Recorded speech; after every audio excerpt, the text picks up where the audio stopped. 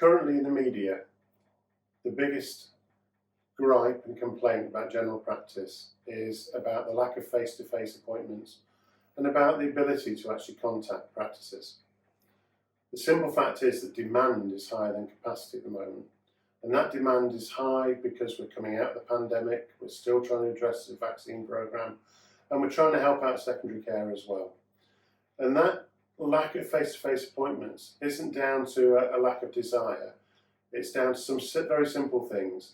Face-to-face appointments take twice as long or 3 times as long as a phone call or as an online consultation or a video consultation.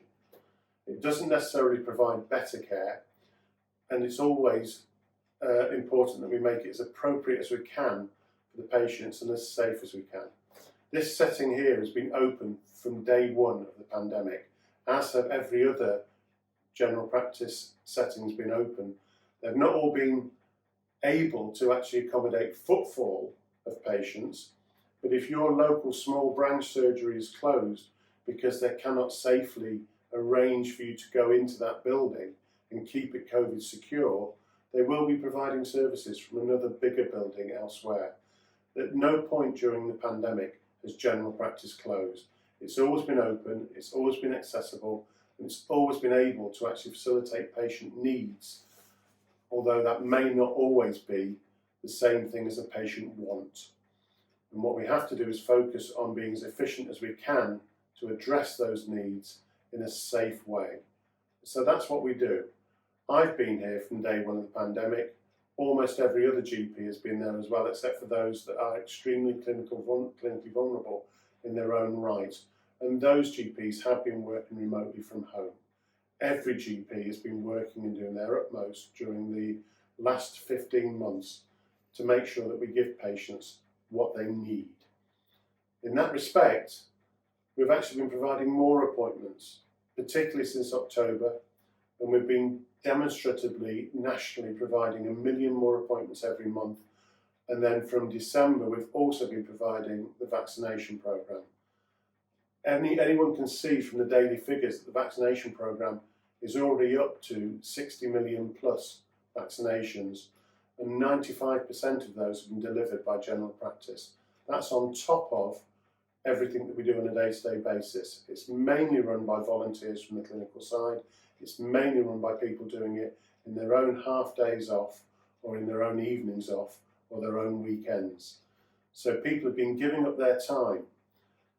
And that brings us to the next issue, in that we cannot have or allow to persist the confrontational elements that are going on between patients and general practice.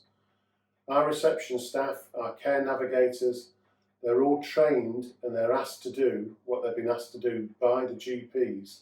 So that's why they need to know what the problem is, and that's why they cannot just automatically put people into face-to-face appointments. There's a process that we are following to keep people safe and to keep practices safe. And within that process, we need to hear what the problem is so we can decide where best to get you seen. And sometimes that won't be a GP. General practice now has a whole team of individuals, whether it be advanced nurse practitioners, our own nurses, healthcare practitioners, physiotherapists, pharmacists, paramedics. There's a whole group of individuals that are now providing care. And it may well be that you'll get better care than seeing a GP first and being redirected, and you might see people quicker than you would have seen otherwise. So it's important to understand that for those requests that come through, it's not about somebody being awkward, it's not about somebody blocking you, it's not about not giving you what you want, it's about assessing what you need and trying to actually make sure we give you that need and address that need as quickly as we can. Most of our reception staff are on little more than living wage. They are human, they have families of their own, they are patients themselves. It is not reasonable to be shouted at, to be sworn at, to be denigrated and to be insulted. And it's vitally important that we realise that in all of our relationships, in all of our interactions, we should be kind, we should be considerate, and we should consider the feelings and thoughts of the person at the other end of the phone. We're not there to be insulted. We are not there to be shouted at, and we're not there to be abused.